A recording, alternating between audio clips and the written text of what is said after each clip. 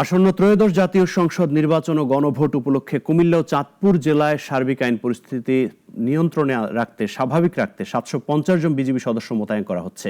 বৃহস্পতিবার Comilla battalion 10 BGB কার্যালয়ে আয়োজিত এক প্রেস ব্রিফিংয়ে এসব তথ্য জানান লেফটেন্যান্ট কর্নেল মীর আলী এজাজ।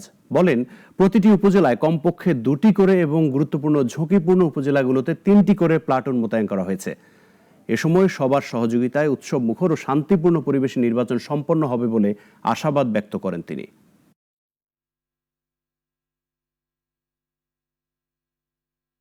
আমাদের প্রত্যেকটি উপজেলায় আমরা একটি করে বেস ক্যাম্প এস্টাবলিশ করব এবং প্রত্যেকটি উপজেলায় অন্তত 2টি করে প্লাটুন নির্বাচনের দায়িত্বে নিয়োজিত থাকবে। এছাড়া নির্বাচনকে কেন্দ্র করে আমাদের গোয়েন্দা তৎপরতা এবং অন্যান্য কার্যক্রম অন্যান্য বাহিনীর সাথে সমন্বয়পূর্বক আমাদের যে অধিক ঝুঁকিপূর্ণ এলাকাতে অতিরিক্ত প্লাটুন হিসেবে 3টি করে প্লাটুন মোতায়েন করব।